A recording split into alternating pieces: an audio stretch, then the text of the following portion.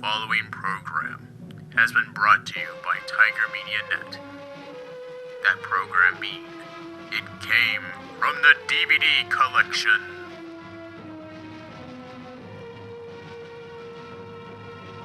Hello and welcome to the podcast. My name is John Billinger. And I'm Connor Keating.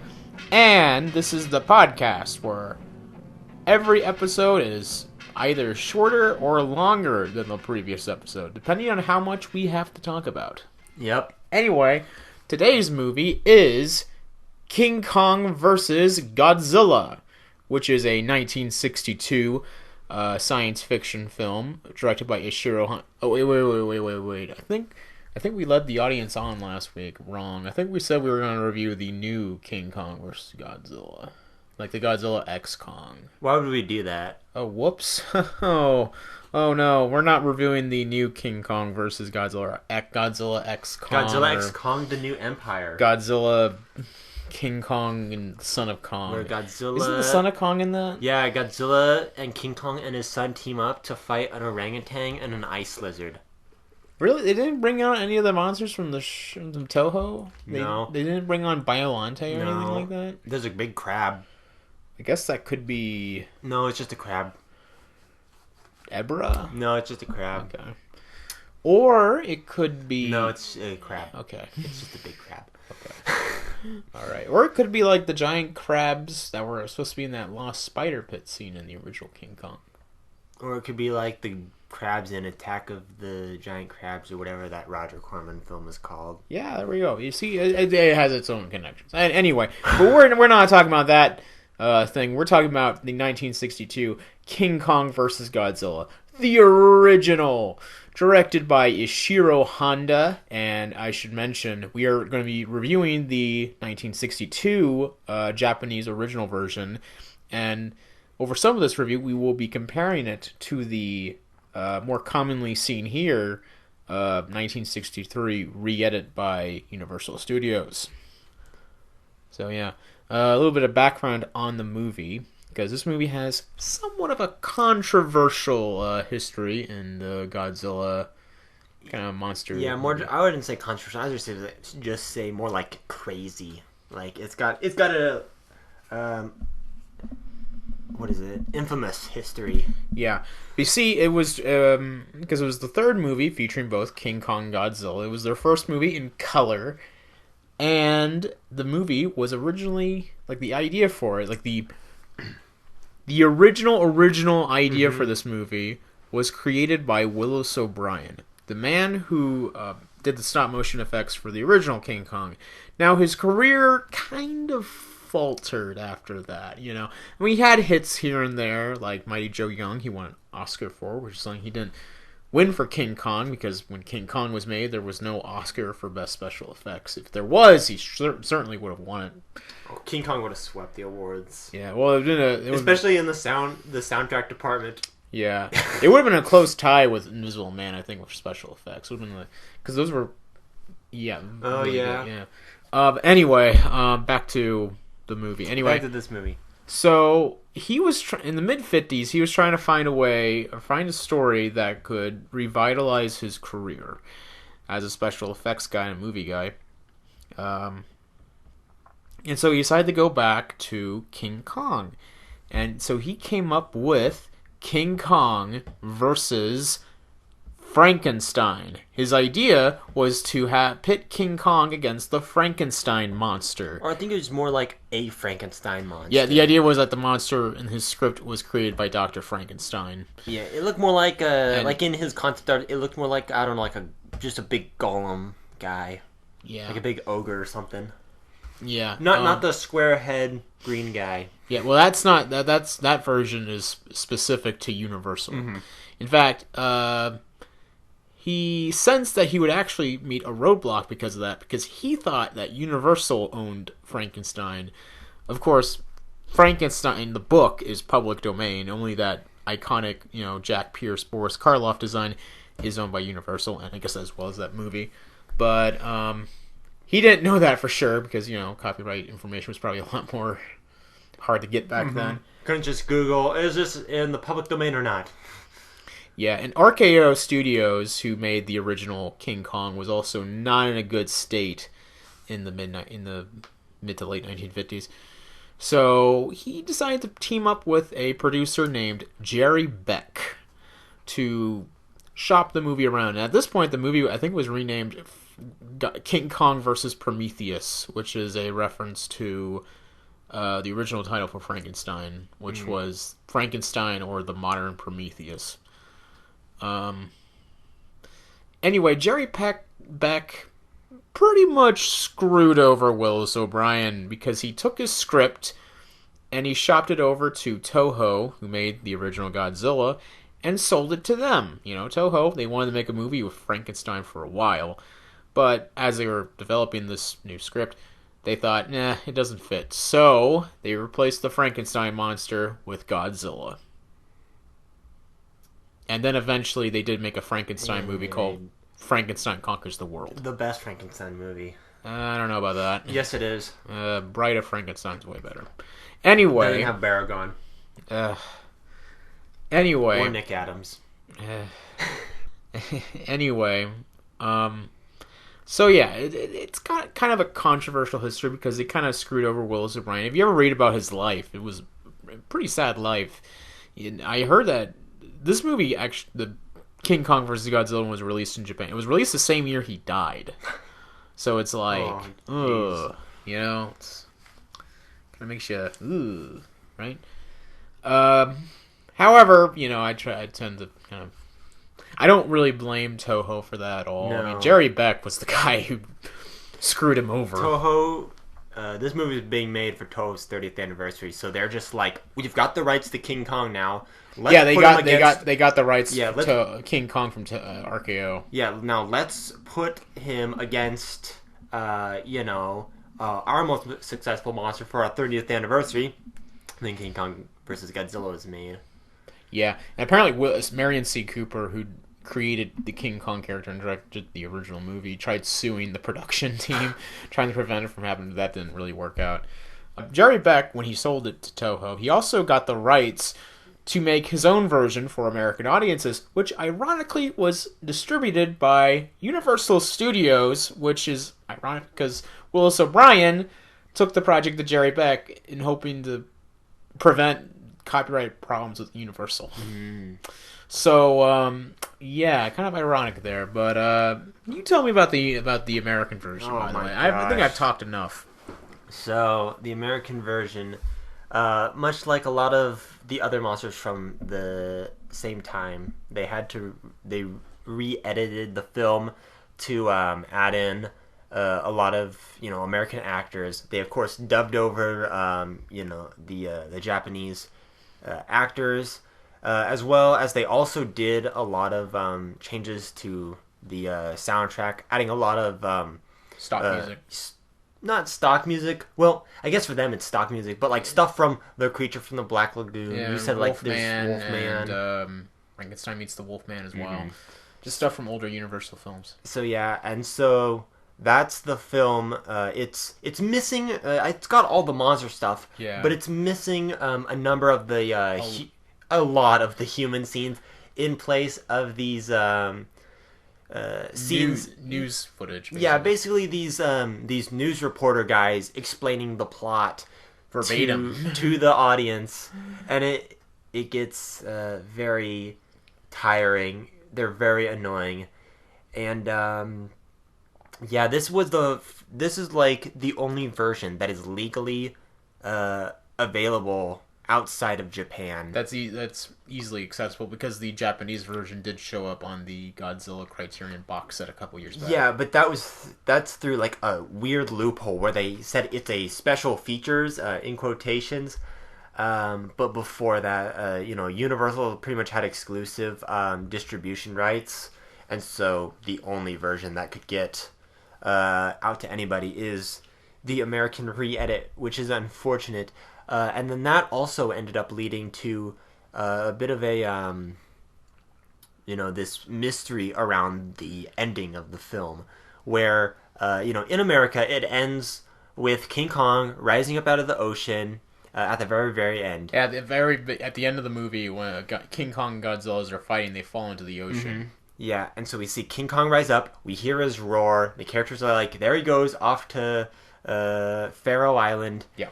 And that's how it ends. And so then rumors began to circulate in different books. Magazines. It started in Famous Monsters of Filmland. Yeah, just like this rumor that there was a Japanese cut of the film where Godzilla wins. And Godzilla, I assume, what people thought is that Godzilla pops out and then he swims off.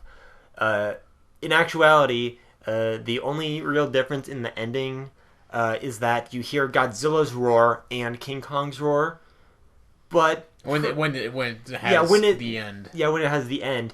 But that's really it. That's the only difference between the two endings. So yeah, King Kong still does win both versions. Because he's the good guy. Yeah. I think that's what Tomioka Tanaka said. He said he won because he's the good guy. Yeah. Godzilla is still the bad guy at this point in his career. Yeah, his name comes second in the title for this.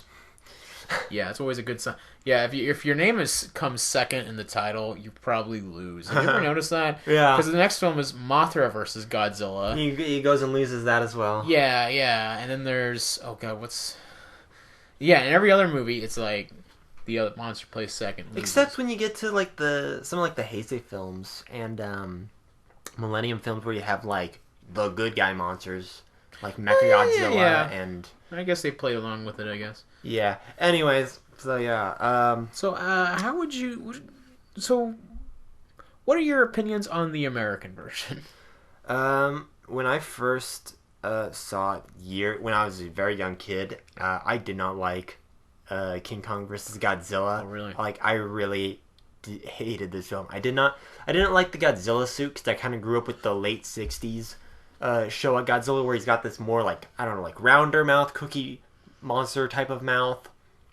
And that's just what I was used to. And so seeing this like green, dinosaur-y, very stereotypical Godzilla design, I was very off-put by it. And then of course the Kong suits just does not look good. The King Kong suit in this movie is awful. Yeah. I have grown to really like 62, the 62 suit. I really like that suit. It's one of my favorites. But back when I was a kid, I hated it, and I also hated the movie and just like the slow pace of it. And then, I mean, yeah, I'd say the American version feels slow. It feels like a bit of a slog when you get all those exposition dumps, and I just hated it. And so, I'm still not a fan of that. And so because of that, I saw like reviews on YouTube talking about the Japanese version. So I seeked out the Japanese version on eBay, and I bought a bootleg with Blu-ray. It's not a Blu-ray; it's a DVD. Oh, yeah, just a bootleg DVD with subtitles, and the quality is not like the picture quality isn't quite the best, but overall it is. It's the one I put on my shelf in the Godzilla collection, where they keep the American cut in the King Kong collection. You know, piracy is not a victimless crime, you know? Yeah, but when I don't have access... And I bought this before the Criterion set. Yeah. When I don't have access... That's the way I see it. If I don't have access to a film, I'll gladly get the bootleg. No, unless... they officially released the Japanese version. It's not gonna happen. Yeah, exactly. Outside of the Criterion set, which is like $180. Granted, you're getting all the Showa movies, but it's like I already have them all, so what's the point? Until they officially release it, I'll just stick with my bootleg, right? Same thing with Pulgasari. That's never getting an official release. All right. Well, actually, when I was a kid, let's talk about my thoughts on the film.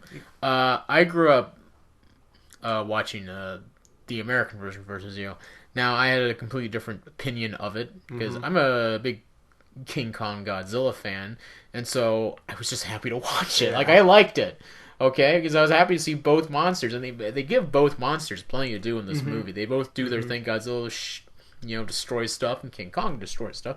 He carries a girl as well, and all that. And they fight at the end. I thought, this movie is awesome, A couple years ago, I did rewatch it, and I was like, yeah, this isn't quite the masterpiece I remember, but I still kind of enjoy it in kind of the American. I still kind of enjoy the American version in kind of like a ironic funny way. Yeah, Yeah, because it's just I think it's fun. I think it's quotable. Yeah, I'd say we'll that definitely the talk about American that. version is quite quotable. That's where I will give it credit.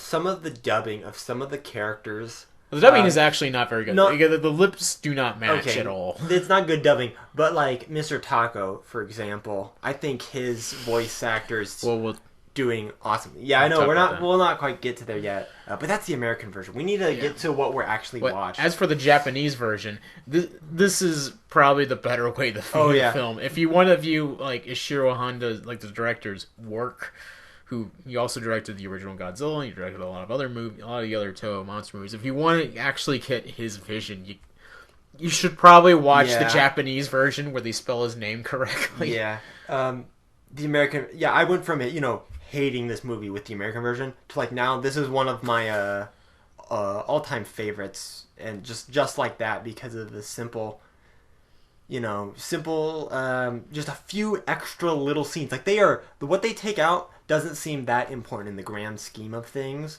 but I don't know, more enjoyment. it just flows so much better. Yeah, It's not stopping to explain the plot to you. Yeah. Now let's talk about the plot, and I'm going to let you explain it because of the way you explained Gamera, Guardian of the Universe. You kind of went on like a 5-minute All right, so you want me to go on analysis. a 10-minute analysis of this film? Yeah, All right. yeah, I'm going to go on a smoke break in the meantime. All right, so the plot of King Kong versus Godzilla is that Mr. Taco, he's like the head of this television company that's like has really poor ratings because their shows are boring and nobody cares.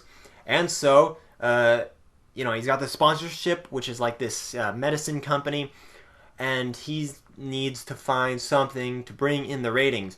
So what better way than to go to the guy who had the medicine or whatever, ask him where he found it. Turns out he found it on an island with a monster. All right, let's go to this remote island in the South Pacific, get this monster, and bring him back. It's sort of like the whole film is a critique, or I'd say like a satire, I think, on capitalism, kind of running amok. Kind of like how today we've got a car manufacturer and an online store currently in the middle of a space race. Anyways, back to the film. So they go to this island, and at the same time, a submarine crashes into an iceberg. Godzilla's awake now, and he's causing chaos. And so all of the publicity has gone from this monster investigation on this island to Godzilla, and that's ticking Mr. Taco off. So he's like, all right, get King Kong, right? They find King Kong on the island. After he fights an octopus, they sedate him, put him on a boat, send him back. Things go wrong. King Kong escapes. Godzilla's running amok, and now all they can do is try to bring the two together to fight. And Mr. Taco wants to basically exploit Godzilla and the fight between Godzilla and King Kong for money, and that's pretty much the plot. And they put balloons on King Kong and they throw them at Godzilla. And I'm back. Okay, I'm assuming you explained the entire plot of the movie. So, do you like the plot of the film? It's a good plot, right? Yeah, pretty.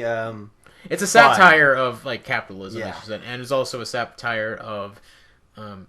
It is a satire of the Japanese television industry because the Japanese television industry was very crazy in the early 1960s. They had like a lot of these publicity stunts, and that's what they were trying to satirize here. Is like King Kong versus Godzilla. It's meant to be like this giant wrestling, boxing match thing that this guy is trying to exploit. Yeah, they're almost satirizing themselves with like the fact that this is King Kong versus Godzilla, and they're sort of poking fun at the whole publicity of that film. Yeah, they say in one point in the movie, there's a movie about Godzilla now. Which I'm going to assume is probably the Raymond Burr version of the original Godzilla. We can only guess. I also do like the continuity that they have between this movie and Godzilla Raids Again, or as we know it as Gigantus the Fire Monster, where Godzilla gets, in the end of that movie, Godzilla gets trapped in an iceberg. In this movie, Godzilla gets out of the iceberg, which is very it's kind of cool that they added Yeah. continuity. I feel like in the American version they took that continuity out. It's like No, he's totally new in the American version. Like the world is stunned to see that the world giant is stunned to see that monsters are- dinosaurs still exist. Yeah. It's like the first time Godzilla's ever showed up. I think that was probably one of the things that ticked me off as a kid, honestly, is that's like, Yeah. what? I'm pretty sure there are other films before this one. Yeah. Well, then again, they also reboot the King Kong series as well. So That's true. Toho. I guess maybe it's not as big Yeah. of a deal as you probably thought it was. Yeah. Because this is like completely different King Kong than the original King Kong. Because the original King Kong was like He's dead. 20 feet tall, 30 He's feet dead. tall. Yeah, he's dead. Of course, that's even assuming that the original King Kong, those events even took place in this No, I movie's don't think they universe. In this version, King Kong has been sized up to 164 feet tall, so he can be more in match with Godzilla, who is the same height. So there's this one interesting element in this movie I think we should talk about, which is the village on the island. It's a bunch of Japanese. The villagers on this island are a bunch of Japanese actors in blackface. Yeah. I mean, it's not quite like Al Jolson blackface, but it's still blackface. Yeah, it's like, I assume it's supposed to be like, Tan, like really, like really, yeah. tan. It's blackface. Yeah. Okay. Yeah, but then again, they're Like, not. I'm surprised because, like, Toho is usually, like, super sensitive about depictions of like old racist depictions of certain groups. Except for Half Human. No, that's why Half Human. Oh yeah. That's why that film is technically like they hold that one really close to them. I think Prophecies of Notre Dame is same thing. That's another Toho special effects movie. But yeah, there's a number of movies where they hold them back. But for some reason, King Kong vs. Godzilla, you know, blackface, A-okay. It's probably because it's one of the most popular entries. Yeah. It'd be really awkward because it's in demand. Yeah, if suddenly one of the most successful Godzilla films of all time is just like, we're keeping that one in the vault. I feel like, that would just raise more attention to it. Which is why they probably don't want to. They're hiding the alternate ending. Yeah, but that's a theory somewhere. But that's not the only thing in the scene that's funny or problematic. Blackface isn't necessarily funny, but the other stuff's funny.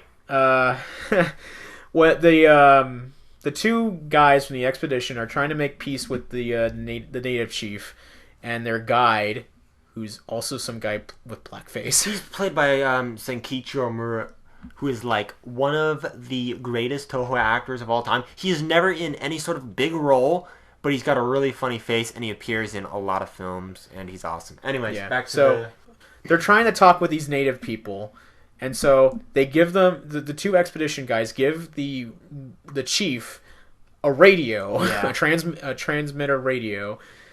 And it's playing some weird Japanese pop song. Yeah. It's pretty funny watching them react to it. Yeah, because natives are stupid in old monster movies, I guess. I wouldn't say that's something that makes them stupid. I think that just makes them, I don't know, it's like curious or something like that. It's funny, like this radio is making this obnoxious noise, and they have like no idea. It's like, what the hell is that? Ugh. And then like, as a gift, they give them all cigarettes. Even a small child. Yeah, they give a child cigarettes. It's like they're getting them addicted to nicotine and tobacco just so they can get their monster. Yeah. Oh, classic colonialism. I think that's pretty much how the British got the Chinese addicted to opium. Yeah. Oh man. Well, should we talk about? I can't remember if we talked about this or not, but like just like the humor of this film, because this is like this is a very intentionally humorous, funny movie. The Sometimes American problematic humor, but most of the time intentional humor. That's why kind of the American one's really weird because they do ham up the Japanese scenes, but then you also like that's the American scenes are serious, very dry. They're just very dry scenes. Those are the ones that are funny to laugh at. It's like Godzilla's brain is about this size. But Kong sheer brute force. Kong is a thinking animal. His brain is considerably larger. About 10 times the size of this gorilla's skull. Being instinctive rivals, there's no doubt that they will attempt to destroy one another. Yeah, it is. Yeah, it's fun to that one's fun to laugh at, but the actual film is actually intentionally funny. Yeah, it's fun to laugh with. Mr. Taco is great. And a lot of the other characters do have some. Yeah, they have their moments. They've got their funny moments here and there. You see this string, strong as steel. You know what I'm talking about. Yeah, right? I know what you're talking about. And now, no, don't do that. You're not Tarzan. That's in the American okay, version. I'm sorry. I have to say, Mr. Taco, the head of the pharmaceutical company, this guy in the Japanese version, he's also fun in the American version. Yeah, he is a lot of fun. He's fun in both versions. I'll give him that. Like they fortunately do not ruin his character, unlike the corn guy. My corns. Yeah. That's not in the American version. This guy. I want to talk about that. In a moment. But yeah, the pharmaceutical guy. He is great. He is the actor is so fun. I wish he was in the other Godzilla. I wish that the Godzilla movies had reoccurring human characters from back then, because that always bugged me that we don't see them. Because I remember in Mothra vs. Godzilla, there's this reporter girl. And the same actress is in Ghidorah, the three-headed monster. Oh, yeah. She also plays a reporter girl. It's basically the same character, but she has a completely different name. And that always annoyed me. That's not quite as bad as Akira Kubo, my favorite actor, who's in drastically different roles each time. At one point he's an inventor, another time he's a reporter, then he's an astronaut, and then he's government official, mad scientist, everything, right? Yeah. But anyway, as for the other characters are just kind of. I like them. I think they're just archetypes. They're just hero characters. Yeah, they move the plot along, I'd say. Yeah. Mr. Taco is definitely the standout one. Yeah, I do like the two guys who go on that expedition. Mm-hmm. That Mr. Taco sends out there. You got the drummer guy and his friend, and his friend is kind of an bumbling idiot, but they made him even more so in the American version, because in the American version, while he's on this island, he's like, "Oh, my corns hurt." Oh, yo. Fortunately, that is not in the Japanese version. Instead, he just kind of says, "Hey, let's go home," constantly. Yeah, he's just a coward. Yeah, and I guess he's a coward in the American version too, but he's a coward and stupid in the American version. Just. As a kid, I always thought that was ridiculous. My corns hurt. Yeah, that's the thing is I never understood it until I told you what later, corns are. It's like a foot pain. Yeah, so it's what is he complaining about his corns for? What's wrong with his corn? Why did he bring corn on this expedition? That's what I'm sitting there wondering as a 5-year-old kid watching this. But yeah, you get a better appreciation for these characters when you do watch Japanese version, and the dubbing in the American version is not very good. Their lips never match, and some of the voice actors I don't think are really even trying. And a fun fact about one of the actors who were in this movie is Maya Hama, who is also in the James Bond movie Never Say Never Again. Wait, no, not Never Say Never Again. You Only Live Twice. I'm sorry, I got confused with the later one. And she's also in King Kong Escapes. She's Madame Piranha in that. Oh, that's right. And then she's also in Ghidorah, the three-headed monster, as the Venetian woman. Yeah. Venetian woman? Yeah, Venetian. Oh, okay. You dirty dub watcher. Wow. Anyways. I'm sorry. Anyway, let's talk about the special effects. Now, I know people are thinking, well, special effects in those old Godzilla movies are terrible. I mean, some of them aren't that great in this film. Yeah, but they're fun. They're fun! It's fun. Dude, shut up! Seeing, have fun and watch the movie! Seeing the silly Kong puppet being carried away by balloons and then cutting to that really close-up of the crappy puppet, it's fun. Glorious. Okay, you have to imagine that the people making this movie, well, except for the people in those rubber suits, must have been having a ball while they were destroying these miniature cities. I think the guys in the suits were having a blast with it too. I would say their performances are actually really good. Kong's constantly scratching himself and stuff, and Godzilla's doing that. He's got that clap Yeah, he's thing. like doing that weird flinging his arms. I kind of wonder what the direction was to Haruo Nakajima. Like, what was he doing? I think that's just something that he does. I think he tries to do something to like keep each Godzilla distinct, kind of like how he does the nose thing in Hedorah and stuff. Oh yeah. I think he just does something each film to try and like differentiate each version of Godzilla. And then the actor who's doing King Kong, he kind of had a little bit of a rivalry with Nakajima, and so he at one point like picks up Nakajima's arm. He grabs his arm while he's in the suit, and then flings him over his shoulder, like to really show off his strength. And it's an awesome scene. Yeah, it's great. They're just having a ball while making it. And yeah, there are effects that are not that great. Like there's this part where King Kong, he's carrying this girl, and you can tell he's holding a doll. Yeah, he's holding a little doll. But I mean, they try to move the doll's arms around. Yeah. Like I'm assuming with a string to make it seem like a live person. Yeah. I mean, they didn't have probably a big budget. A lot of the Godzilla films back then did not have a big budget. So they tried, okay? They tried. And they made... It's enjoyable, okay? But then there's also a bonus monster in the movie. Now, we should probably talk about the bonus monster in the movie. Monster. Because it has a wonderful trivia fact behind it. But basically, it's back on King Kong's Island, which is not Skull Island in this version. It's Pharaoh Island. Anyway, on this island... This octopus rolls around and runs amok in this village, and they used a real octopus. Apparently, there were like 4 or 5 octopuses that they had run around these miniature sets, and then King Kong comes in and fights the octopus. And when he's fighting the octopus, it's clear it's not a real octopus. He does looks have like it's actually. I think they put it on like a real octopus on like one of the puppets' heads. Yeah, I think they did. Yeah, but you can. Yeah, he's fighting this octopus and kills, and he doesn't kill the octopus. He throws the octopus on the ground, and the octopus gets away. That's right, he does get away. To return in War of the Gargantuas. And the deleted. Wouldn't that be funny if it was the same octopus? It probably is. No, his name's Udako. Oh, nice. Well, there's a fun trivia fact about the one of the real octopuses that they used. They released 3 of these octopuses back into the wild, and the 4th one became special effects head Eiji Tsuburaya's dinner. Now, that's pretty funny to imagine that this octopus was eaten by the guy who did the special effects. Yeah. Can you imagine being able to say, I eat my special effects? Next, let's talk about the music, because the music in this movie is really good. This is an Akira Ikefube score, and I think I mentioned this in -1. But Akira Ikefube is probably like one of the best film composers ever. I don't care when anybody says like, oh, he scored Godzilla movies. Yeah, have you listened to his soundtracks?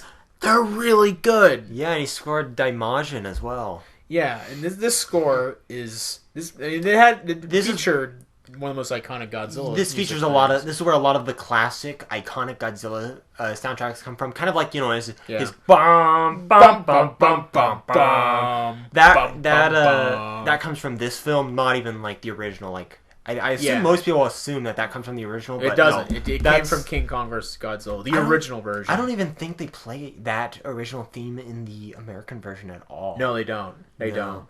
The only thing they really keep is the Island Native song. They're like the dance to and the pop song. The pops, there's a weird pop song in this movie. When it's the radio, it's the radio. They give it to the native chiefs, and it plays this weird 1960s Japanese pop song. I really wonder what that song is. I would love what to the girl figure out in what the it song was. is singing. It's like I really have no idea what that song is about, or who made it. Like, I assume that those are both kept in because they're like actual songs, whereas the other ones they replaced because it's just music. There's a few more just like little instrumental pieces aside from the main Godzilla theme that are also really good. It's really good score. Like one of my favorites is the music from the scene where they're like tying up the balloons to King Kong. You got that like bum, bum, bum, bum, bum, bum, bum, bum, bum, bum, bum. I think they used that in Mechani Kong. There's Mechani Kong's theme. Okay. Or maybe I got confused with some other. I think that might have been the one where they're digging the hole. I think you said like that's So it is the one. There are some really good pieces in this film. And like, of course, the Islander theme is awesome. Yeah, the Islander theme is really good. Well, yeah, final thoughts on the movie. Like, let's say, since we watched two different versions. Well, I watched the American version right before I watched the English version. But based on memory, what would you rank the English dub by Universal Studios? It's somewhere between a 3 and a 5. It's been a while. I'd have to rewatch it, but yeah, it's pretty low. That's pretty low, yeah. Like, Japanese version? Japanese version's an 8. Like, that's how drastic it is seeing a scene of just like the main character drumming and a scene where like the reporters are talking to them. Those little additions make this film so much better for, like, I don't know why. Character reasons. Yeah, and also like it's a more complete experience. Yeah, and it's not quite so like tonal whiplash between the funny and then the super dry news scenes. Yeah. Me personally, I'm gonna rank the English dub a 6 out of 10 because I think it's a fun movie. Okay. Yeah, like the monster stuff. Listen, totally if you're like, if you can't get your hands on a bootleg, it's like the nearest thing you got. But if you can get a bootleg or the Criterion Collection, you should definitely watch the Japanese version. Mm-hmm. I give the Japanese version a 8.5 out of 10 because I think it's very fun. I do think some of the scenes are a little unnecessary. I can't think of any at this point. And then they're all needed. But it's a more complete experience. Mm-hmm. Like, this is the way the movie was meant to be seen, okay? Like if you can watch this, don't bother with the English version. That's pretty much it. That's kind of why I haven't even seen the American version in quite some time. All right. Yeah. Yeah. So yeah, that's King Kong vs. Godzilla. Yeah. Good movie. Both of them. Yeah. And I should apologize for the people who watched this, probably thinking, oh, they're going to review the new King Kong well, they'll see the versus thumbnail. Godzilla. Well, yeah, then that will tip them off. But don't worry, because next week we will review... Godzilla X Kong: The New Empire, because it's not even out yet. It's coming out Friday. Yeah. We promised this time. By the time this comes out, that'll be months old. Yeah. We will review a movie featuring... a lizard and a monkey. Yeah. We promise. We promise that. All right. Well, you have any final goodbyes? Nope. Well, I'll see you all later.